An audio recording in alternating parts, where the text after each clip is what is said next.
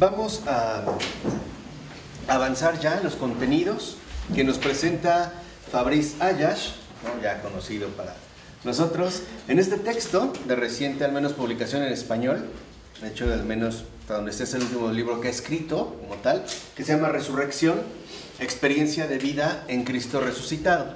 Creo que también el tema de la resurrección a veces se toca poco, o no se aborda, ¿no? Como que de una manera frecuente, como que queda de cierta manera desdibujado, ¿no? Incluso, ya no solo dentro de nuestros contenidos teóricos, sino precisamente dentro de nuestro panorama de experiencia cristiana. Bueno, voy a ir retomando los capítulos que Ayash va desarrollando para abordar esta cuestión de la resurrección y, como siempre suele hacerlo, ¿no? Al tratar un tema en particular, sobre todo tratándose de Jesús, se basa en una cita del Evangelio, ¿no? De hecho, en su primer capítulo lo titula La bolsa o la vida. Y como referencia toma el capítulo de Mateo 28, de los versículos 11 a 15. ¿Qué dice el Evangelio?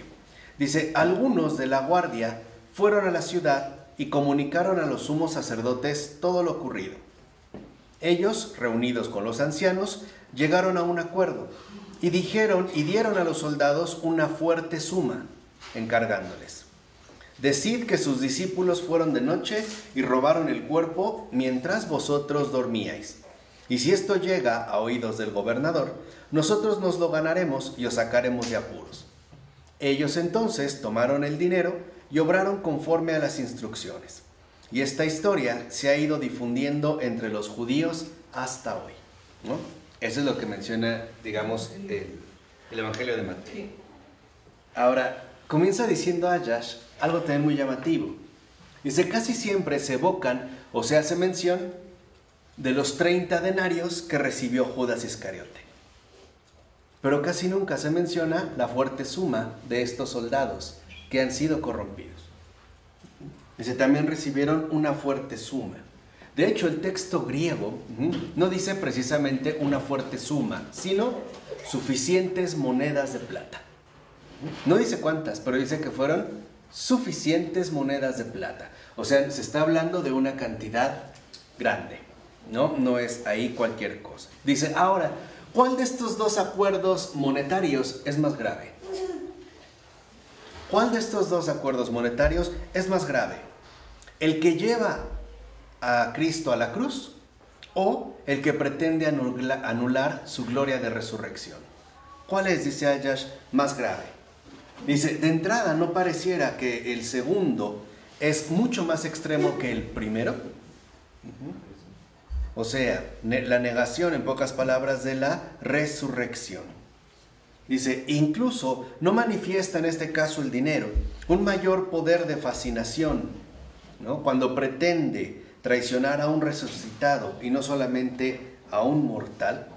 Dice: por ello, no es casual que también se haga mención del dinero al tratar de algo tan fundamental como la resurrección. De hecho, dice, es la última palabra que da Mateo sobre el tema y hace referencia precisamente al dinero. Dice: recordemos que anteriormente, cuando Jesús, ¿no?, suele enviar a sus apóstoles en misión, de hecho ya les había ordenado: no os procuréis en la faja oro, plata y cobre, como aparece en Mateo 10, capítulo 10, versículo 9, ¿no? No lleven nada. Dice: incluso antes, ya en la montaña, había declarado, Mateo capítulo 6, versículo 24, no podéis servir a Dios y al dinero. Ya lo había mencionado y aquí se vuelve a mencionar, es decir, vuelve a ser un acto de aparición precisamente el dinero. Dice: ¿no es el dinero un instrumento al que de hecho se le tiene que dar buen uso? O sea, de entrada, nosotros en efecto relacionamos dinero hacia el cual tendríamos que darle, en todo caso, un buen uso. O esa es la manera en la que nosotros, digamos, lo asimilamos. Dice: incluso estamos convencidos que el dinero no da la felicidad, pero ayuda mucho a conseguirla. ¿no? O como lo dijo Mastercard, hay algunas cosas, ¿no? Considero que esas no son importantes, ¿no? Que el dinero no puede comprar. Para todo lo demás existe Mastercard, ¿no? Va en esta misma línea. Dice ahora, ¿por qué entonces Cristo lo identifica con una especie de malvado? ¿Por qué incluso lo llega a calificar de engañoso? Como aparece, por ejemplo, en Lucas capítulo 16, versículo 11. Dice, incluso el propio Jesús no hubiera sido más prudente, más preciso, ¿no? Haciendo que sus enviados fueran ante todo empleados, o incluso dándoles un poco de dinero, ¿no? Para que tuvieran para sus gastos de viaje y para que incluso fueran así más independientes. ¿No hubiera sido quizás un gesto más prudente de Jesús? Dice, o no me digas que aquel que pudo multiplicar tan fácilmente los panes, no podía multiplicar igual de fácil las monedas, ¿no? En ese sentido no hubiera sido un problema. Dice ahora, ¿por qué como esa especie de miedo, ¿no? A ser contaminado por el dinero? ¿Por qué Jesús insiste, ¿no? Como que manténgase uno alerta con respecto al dinero o a contaminarse por el dinero cuando no tiene miedo de tocar a los leprosos. Dice, aquí hay algo que es bastante llamativo, ¿no? Algo que no podemos pasar fácilmente por alto.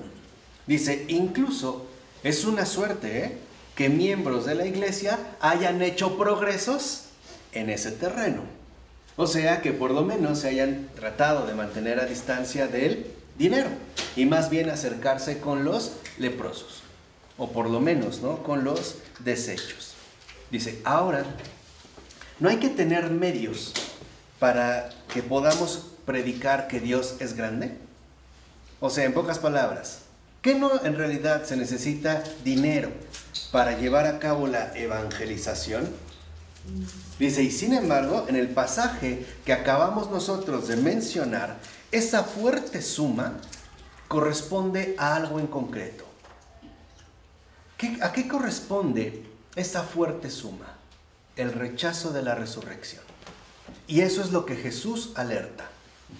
El dinero, nosotros queremos emplearlo a través de un buen uso, pero esta buena intención no logra aniquilar el peligro latente que de hecho el dinero posee, y es el rechazo de la resurrección.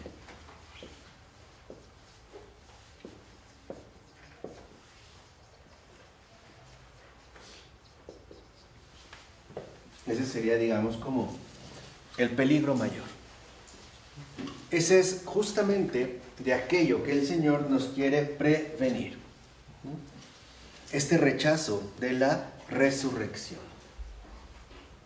Incluso esta fuerte suma hace que estos soldados, en primer lugar, mientan. En segundo lugar, hace también que se vuelvan cómplices de la corrupción. Y por ende, y lo más grave, en tercer lugar, que pierdan su propia dignidad. Eso es precisamente, ¿no?, el riesgo que conlleva la cuestión del dinero. Para los que estén interesados en esta línea, yo les puedo recomendar dos libros extraordinarios. Uno, de Michael Sandel, que se llama Lo que el dinero no puede comprar.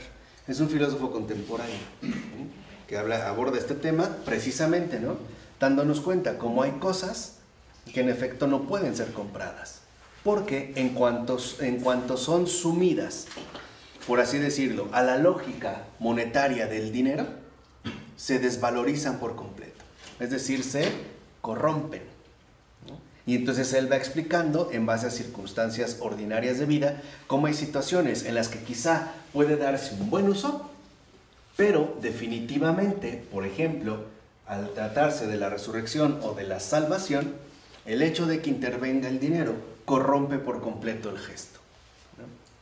Dice, es como si después de un beso apasionado, la persona te dijera, ¿cuánto te debo? Vamos a poner el ejemplo de Sandel. Y hoy vemos que van en esta línea. Por ejemplo, él menciona casos donde se cobran hasta $25,000 por poder cazar en África un rinoceronte en peligro de extinción. O hay gente que cobra $10 por hora por formarse para un tipo de evento, ya sea entrar al congreso o a un concierto. Hay quienes alquilan sus vientres, por ejemplo en la India y en general alrededor del mundo.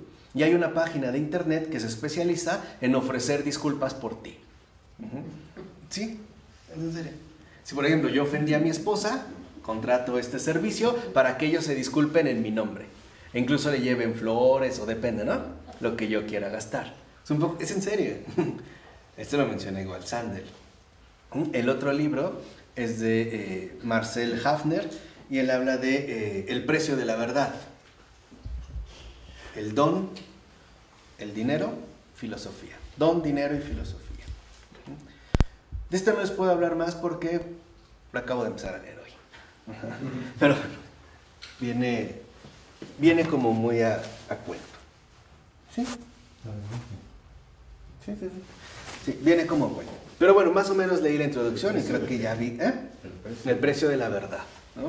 Se acaba de presentar aquí en México, de hecho es de las novedades.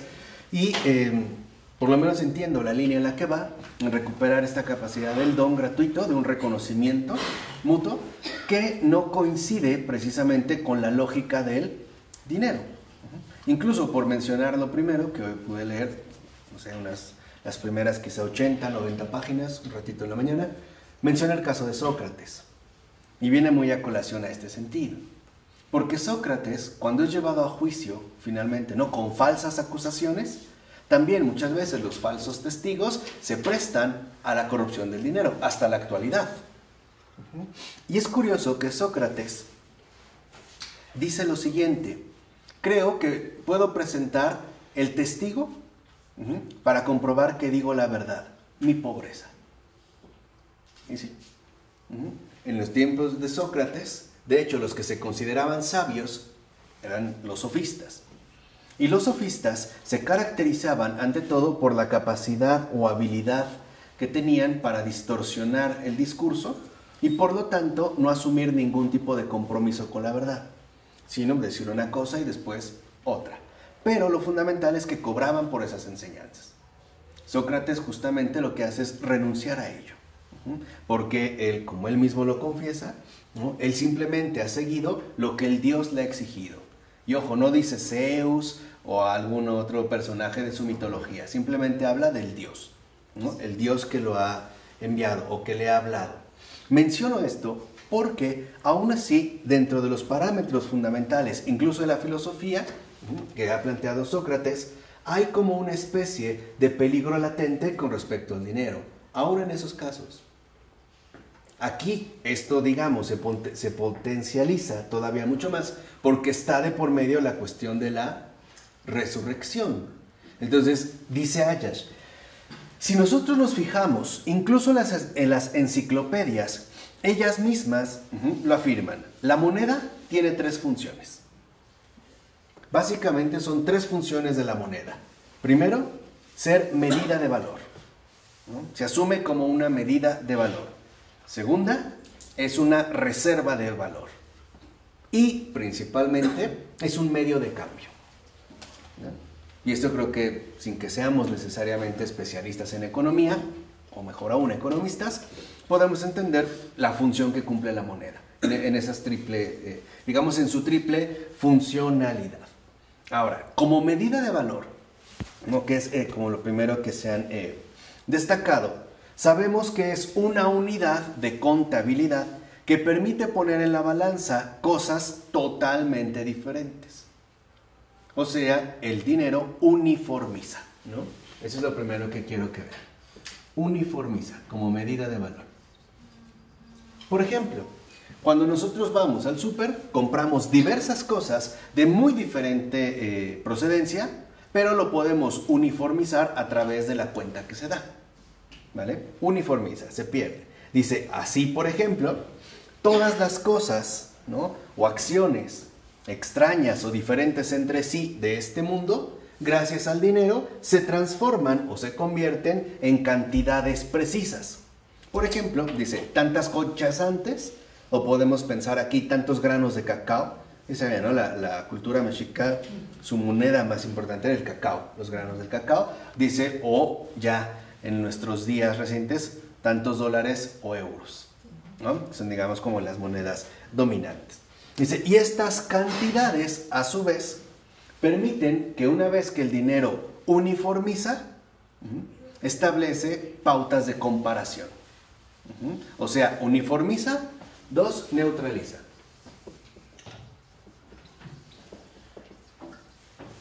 ¿Por qué neutraliza? Porque el dinero, finalmente, ¿no?, todo lo sume literalmente en una cifra. Dice, esto provoca que ya nada sea incomparable. En términos más usuales, todo tiene un precio. Ese es el trasfondo de tal afirmación. Cuando decimos que todo tiene un precio, lo que estamos diciendo es que nada en realidad es ya incomparable, ni valioso, ni importante, ni relevante, sino que asimismo puede quedar atrapado dentro, ¿no?, del dominio del dinero. En pocas palabras, tal parece que el dinero le pone medida a todo. Es medida.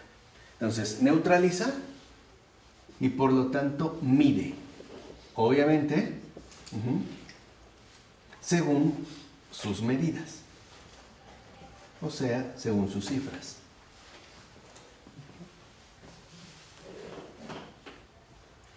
En este punto, vamos al segundo aspecto, como reserva de valor. O sea, la moneda permite diferir en el tiempo la adquisición de un bien. O sea, me permite tener un guardadito, ¿no? Yo puedo tener una cierta cantidad que puedo diferir para un tiempo posterior en tanto adquisición de un bien, ¿no? Esto significa, en pocas palabras, que la moneda no es en sí misma una riqueza, sino un medio precisamente para poder obtenerla. Dice, por eso el dinero siempre es otra cosa. O sea, lo que realmente nos apega al dinero no es la moneda de metal o el billete, es decir, el trozo de papel, sino lo que no es, pero permite tener. O sea, el dinero mide y también, en este caso, apropia. O, por ponerlo en términos un poquito más filosóficos, el dinero hace que pasemos fácilmente del ser al tener. Lo que realmente obsesiona con el dinero no es el dinero en sí, es las posibilidades que nos abre de tener. E incluso, ¿no?, de tener sin medida. En pocas palabras, el dinero es poder de adquisición. Y eso es lo que a nosotros nos puede resultar, ¿no?, profundamente seductor. De aquí emana, pues, el poder del dinero. El poder del dinero consiste en que es poder de adquisición. Ahora, esto significa,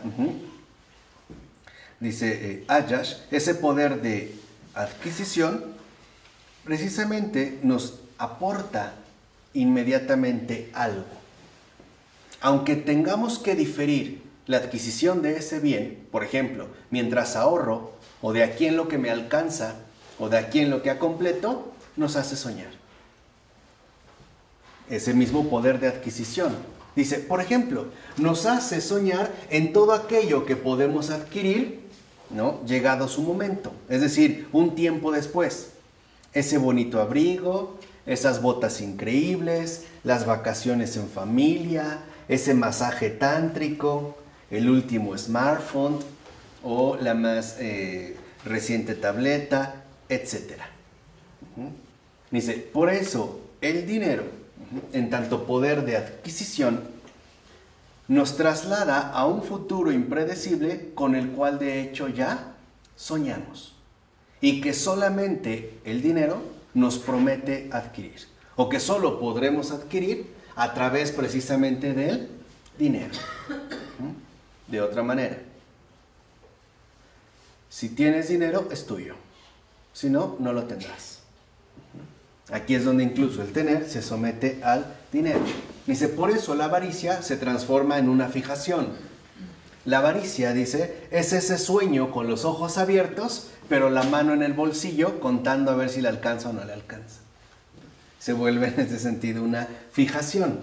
Dice, incluso el avaro se caracteriza por todas las adquisiciones que podría hacer, pero que no hace para no gastar el dinero. Es aquel que tiene, ¿no?, sucumbe al mismo poder de adquisición, se ve, ¿no?, seducido por esta capacidad de adquirir, pero no está dispuesto a renunciar al dinero. Dice, ahora, esto para nada impide reconocer entonces la tercera dimensión de la moneda.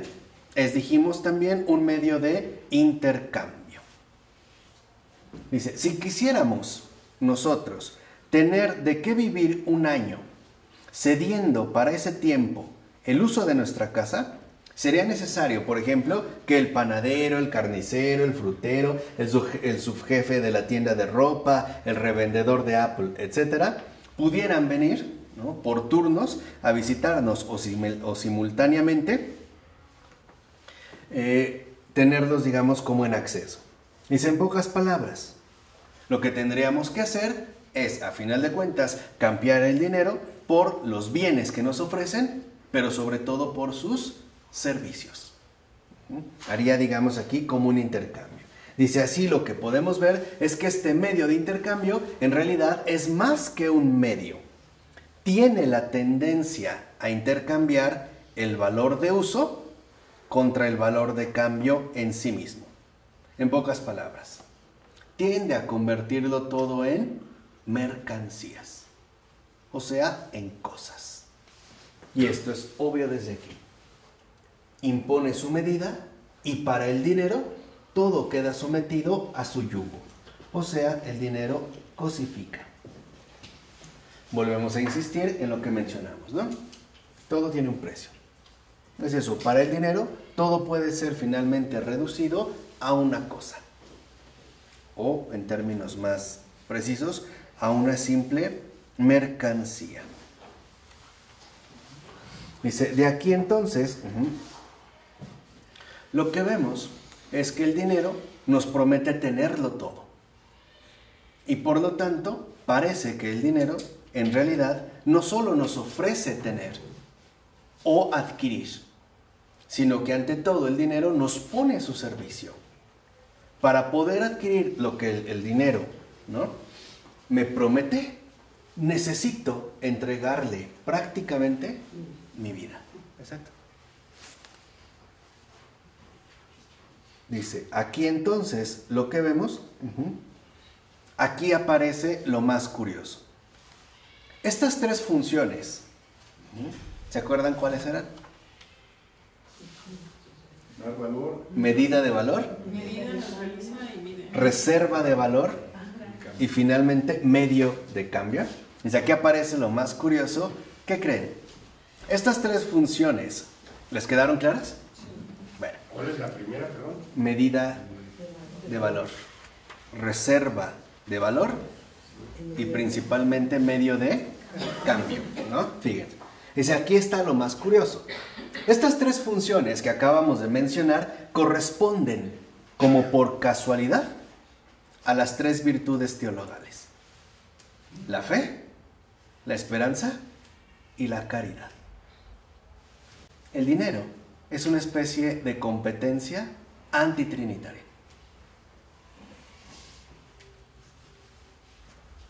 Por eso es peligroso. Y eso es justo lo que el Señor denuncia.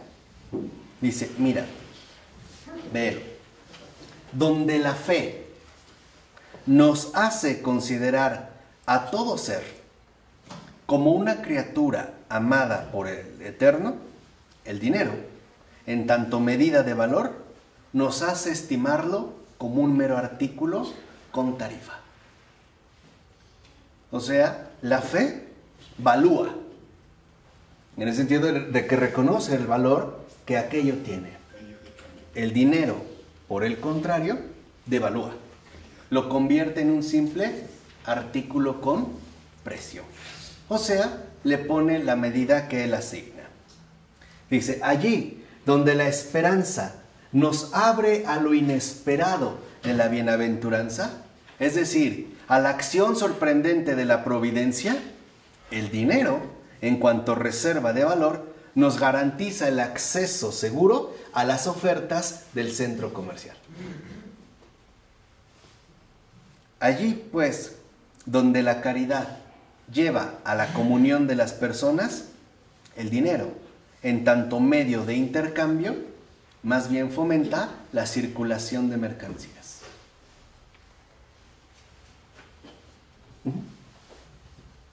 Por eso, precisamente, ahora, ¿por qué podemos ya adivinar? El hecho de que las monedas aceptadas bastaron para ocultar la verdad, como dijo Mateo, hasta hoy. Se da un intercambio absolutamente total. Dice, lo que vivieron cerca del sepulcro fue lo siguiente. Tembló fuertemente la tierra. Se corrió la piedra que tapaba el sepulcro. Y vieron algo que tenía el aspecto de relámpago. Los centinelas temblaron de miedo y quedaron como muertos. ¿Cómo lo sabemos? Porque también lo dijo Mateo. Y aparece en Mateo capítulo 28 de los versículos 2 a 4. Así, estos soldados se estaban preparando para en ese momento para coger el relevo que les permitiría finalmente ir a acostarse. En pocas palabras, ¿qué esperaban ellos? Dormir. Nunca la resurrección de un muerto. Por eso, para evitarse sobre todo problemas, para no tener que testimoniar algo que les superaba, o sea, lo que ahorita hemos mencionado, que tembló fuertemente la tierra, que se corrió la piedra, ¿no? Y que vieron algo que tenía el aspecto de relámpago, y además que salieron terriblemente asustados para evitarse esos problemas y testimoniar esto que les supera, y que además pondría en peligro su situación social, porque se supone que para eso son vigilantes, y esa es la función que deben de cumplir. Admiten con gusto que no es gloria todo lo que reluce y aportan una bonita historia. O sea, el robo durante un sueño. De todas maneras quedan mal. Claro, ¿no? Aún así quedan mal. Ahora, la palabra que aquí se traduce en Mateo 28, capítulo 15, como historia, es logos. E incluso, o logos. O sea, la palabra, el verbo. ¿Qué significa esto? Que contra el verbo encarnado tenemos el verbo intercambiado. O sea, contra la resurrección hace o aparece el dinero. Ese, digamos, es como el aspecto fundamental aquí. Dice, no se trata tanto de no creer en la resurrección, como de hacer que crean en el robo de cadáveres. ¿Notan este cambio fundamental? Lo vuelvo a repetir, ya les veo como caritas cansados. Creo que Lutero los agotó. Así. Ok, contra el verbo encarnado tenemos más bien ahora el verbo intercambiado. A ver, ¿qué salió de ese sepulcro? La vida. La vida. ¿Qué están diciendo ellos, los soldados? Que no. Que no, mentira. Que ahí no hay vida. ¿Qué hubo? Robo. Muerte. Entonces, en lugar de resucitado, hay un cadáver. Eso es obra del dinero. O sea, también el dinero, en ese sentido, en esa lógica, lleva, claro, el efecto de la corrupción lleva a la muerte. Entonces no se trata de que crean, sino de hacer creer, no en el resucitado, sino en el robo de cadáveres. Exactamente. Ahora el énfasis ya no se dirige a la gloria del resucitado, sino a la putrefacción de un ¿qué? Cadáver. Es lo que hizo un arqueólogo recientemente, ¿no? Que hasta fue patrocinado por estos canales de Nat Geo y Discovery Channel, donde dijo que había hecho un descubrimiento extraordinario, ¿no? Había descubierto por fin la tumba donde estuvo enterrado Jesús. La primera pregunta obvia es, ¿y cómo sabes que era de Jesús? Ah, porque tenía escrito Jesús. Ok. Decía, pero lo más fundamental es que Jesús sí existió. Ahí están los huesos. Dice, no, yo no lo hago para atacar a la Iglesia Católica, ni mucho menos. Al contrario, es para que vean que sí dicen la verdad. Ahí están los huesos. Es exactamente el mismo hecho ocurrido en el Evangelio. Intercambiar al resucitado, la gloria del resucitado, por un simple ¿qué? Cadáver. O sea, a la resurrección oponerle la putrefacción. O sea, la vida no triunfa, sino ¿quién? La muerte, el último enemigo. Es su última astucia, no tratar en este sentido de engañar. Dice, pero, o entonces creemos en el logos sin dinero, como él lo dijo, oíd sedientos todos, acudid por agua. Venid también los que no tienen dinero, porque esto dice el Señor.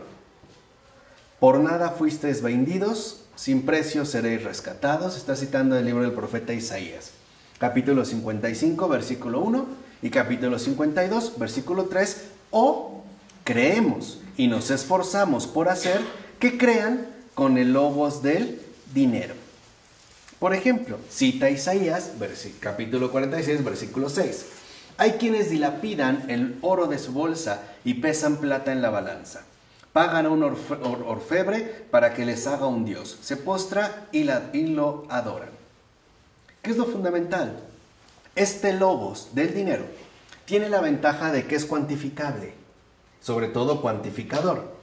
O sea, nos hace entrar más en el terreno del control que en el de la confianza. Y aquí hay una especie como de regla básica. A mayor dinero, mayor control. Y por ende, menor confianza. Pareciera que este es como parte de el efecto, ¿no?, que produce en este sentido el dinero. Dice, con él entonces pareciera que no basamos nuestra existencia en la fe, ¿no?, nuestra existencia creyente, en una vida más fuerte que la muerte, sino en la creencia de moda, en la explotación necesaria, en el inevitable tráfico de cuerpos, mientras nosotros dormimos tranquilamente. O sea, que el dinero también nos promete dormir tranquilamente. O sea, nos garantiza, ¿no?, ese cuidado fundamental que Dios mismo nos ofrece. Pero es la tranquilidad, no es la paz. Claro, pues nos tranquiliza, nos hace dormir. Sí, no sé. Pero es una especie, es ese tipo de dormir bajo efectos anestesiados. No es precisamente la paz que viene del Señor. Y esto es lo que Mateo también ha reflejado, precisamente. O sea, lo que el Evangelio ahí nos narra es que aún en ese preciso momento, el dinero, ¿no?, quiere como eclipsar o tapar la verdad para imponer más bien sus propios criterios, para dar, en ese sentido, u ofrecernos, ¿no?, sus propios encantos. Dice, esta es la credulidad, ¿no?, que permite, en pocas palabras, ser un comerciante, trader, sí es trader, ¿no?, y no testigos. Entonces, el dinero comercializa, el Evangelio testifica. Dice, el trader trabaja en el dominio impersonal, balance contable y, sobre todo, la anticipación calculadora. El trader especula sobre cifras y no pierde el tiempo en tener en cuenta a los trabajadores que están detrás. Dijimos, el dinero, ¿dónde está? Cosifica. Aquí está, cosifica. Para el dinero, lo que importan son los números, las cifras, lo que uniformiza, no las realidades que están ahí contenidas. ¿Sabías que, por ejemplo, en el mercado negro, sobre todo a través del internet, puedes cotizar una persona a tu gusto? Hasta la nacionalidad, color de piel, estatura, ¿cómo la quieres? Lo que importa no es ya la persona, la etiqueta con el precio que lleva. Exacto. Ahí se ve, o sea, en este efecto de lo que está mencionando Ayash. Dice, además, todo parece reducirse a un simple clic y la operación está hecha. Poco importan las consecuencias. Por ejemplo, gente despedida, familias hambrientas, cultivos devastados, etc. Poco importa, incluso que estén vivos o muertos, con tal de que sean siempre rentables y se pueda sacar partido de ellos.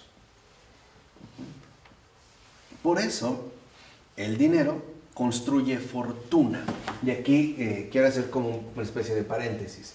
El dinero construye fortuna. Hoy decimos que una persona se evalúa su fortuna, ¿no? O tiene fortuna. Pero recordemos que en latín la palabra fortuna hace una referencia clara al destino. Cuando, por ejemplo, todavía Maquiavelo habla de la fortuna, y si ustedes leen a los filósofos antiguos, incluso griegos o romanos, verán que cuando se hace referencia a esta fortuna, en realidad se está haciendo referencia al destino.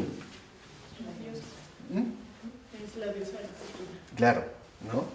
Es la diosa de la fortuna. Ahora, lo importante aquí es que veamos que en efecto el dinero nos promete una fortuna. O sea, parece poner nuestro propio destino en nuestras propias manos, en nuestra propia billetera o cuenta bancaria. Mientras que el testigo, como afirma Ayash, se contenta con un simple dato: resucitó. Y no hace una fortuna. Dice, por ejemplo, aumenta su poder de adquisición. Y si su poder de rescate sin dinero disminuye en consecuencia, pues que ocurra lo que tenga que ocurrir. Por ejemplo, el testigo, ¿por qué se va a inquietar de que le priven de la primavera, la aurora o esa flor al borde del camino, ese rostro a su lado y sobre todo de sus manos vacías que podrían ofrecerse ellas mismas? En fin, de esa pobreza de tener a quien genera el recurso de ser y de recibir lo que precisamente no tiene precio. ¿Qué quiere decir esto? ¿Por qué se va a dar cuenta de que su libertad mágica solo se puede ejercer en el mercado? Cuando más bien esta supuesta libertad no es otra cosa más que una esclavitud disfrazada. ¿O no es lo que señala Jesús en Mateo capítulo 22, versículos 20-21? ¿Se acuerdan que le enseñaron una moneda a Jesús? ¿Y se acuerdan qué responde? ¿De quién es la...? Exacto, no dice, a ver, dice Jesús, ¿de quién son esta imagen y esta inscripción? No es del César. Sí. O sea, en este sentido, lo que está delatando Jesús es que el dinero, en síntesis, esconde un terrible engaño. Digamos, en este sentido en concreto. Por eso, esto nos lleva, en último término, a confundir las cosas. En lugar de resurrección, putrefacción. Y por lo tanto, en lugar de herencia recibida, fortuna adquirida. ¿Se entendió? En que dije es poder de adquisición. Ya no disponibilidad de recepción. El dinero lo quiere someter todo bajo su propio ¿qué? Yugo. Por eso el dinero busca, ¿no?, uniformizarlo todo, rebajarlo todo a un precio o a una etiqueta. Mientras que, por el contrario, el Señor no nos lleva a la adquisición, sino a la recepción. ¿Qué es una herencia? Algo que he recibido y que en realidad no trabajé, si no, no es herencia, ¿no? Eso es lo que el Señor nos ofrece, una ¿qué? Herencia. Pero el dinero no quiere saber de herencias, sino de fortuna, de aquello que supuestamente Él mismo produce. Este sería también como un contraste fundamental. Dice, a ver, veamos esto. En el primer libro de los Reyes, capítulo 21, versículo 3, sabemos o se menciona que el rey Ahab está forrado Y de repente, ¿se acuerdan? Le entra el capricho de comprar a precio de oro la viña del pobre Nabot, porque se sitúa no lejos de su palacio y le podría servir como una huerta de entretenimiento. O sea, se encapricha. Nabot es pobre y tiene una viña, y ese que es súper rico, ¿no? Ahab quiere esa viña precisamente. Dice, y a pesar de una oferta tan alta, e incluso a pesar de proponerle un espacio vitícola 10 veces más grande, Nabot se niega inexplicablemente. Y le responde a Ahab, Dios me libre de ceder la herencia de mis padres. ¿Por qué? ¿Por qué responde así Nabot? Dios me libre de ceder la herencia de mis padres. Porque fue algo que le dieron. Porque no es suyo.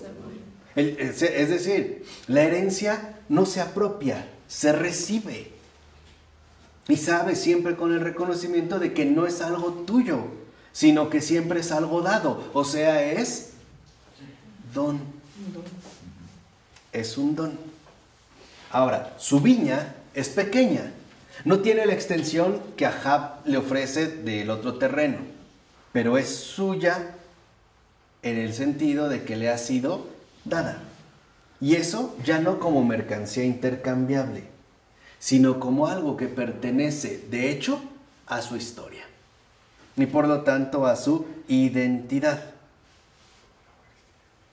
Todos los recuerdos, ¿no? Los juegos de infancia en esos lugares, los primeros trabajos al lado de su papá, su sudor, su sangre, ¿no? Mezclados con las estaciones del año, las vendimias, ¿no? Con su mujer, que probablemente ahora está muerta, con sus hijos e hijas, que ahora ya están muy grandes, se han marchado, bla, bla, bla, bla, bla. ¿Qué sería esta viña para Ahab? ¿Qué es comparado con lo que tiene? Nada. Nada. O sea, un bien sin la bondad de la ofrenda. Un decorado sin memoria. En el catastro sería suya, pero no en su corazón. En pocas palabras, para Ahab, eso solamente pasaría a formar parte de su tener. Pero no tiene nada que ver con su ser. Aquí también puede leer un libro de Gabriel Marcel, excelente, que se titula Ser y Tener. Precisamente esa es como la diferencia que él va a rescatar. Dice, y al no tener, ¿no?, raíz en su ser, entonces esta propiedad no es verdaderamente suya. Así que al final se vería inclinado a cambiarla, es decir, venderla por otra cosa o por otra viña. Eso es lo que pasa cuando se compran a las personas, ¿no? Es justamente el mismo resultado. O sea, en síntesis, el dinero jamás permite que algo sea verdaderamente propio. Lo paga, pero como preserva así de pagar con su persona, prohíbe una propiedad profunda. Porque siempre está que lo tuviste gracias a que tenías ¿qué? Dinero. En pocas palabras, mientras Dios nos da, nos ofrece una herencia, el dinero nos impone una deuda. De hecho, el dinero endeuda. En este incluso sentido metafísico, dice, para que algo sea íntimamente propio, es necesario que se nos haya escapado 3 veces. Fíjense, para que algo sea verdaderamente propio, es necesario que se nos haya escapado 3 veces. Que haya sido recibido en herencia de nuestros padres, algo que a mí me recibieron, que haya sido legado a nuestros hijos y que en este intervalo lo hayamos cultivado cada día. Lo hayamos finalmente protegido para cederlo. O sea, recibimos, cultivamos y finalmente ¿qué? Legamos. O sea, herencia y testamento. Herencia y testamento. Así como nosotros recibimos, ahora vamos a dejar. Dice, aquí vemos que entonces Lo recibido no se compra, se recibe y se deja. Justo como ocurre con la vida. Uno no la compró, uno no la fabricó, uno la recibió. Y también la habremos que dejar.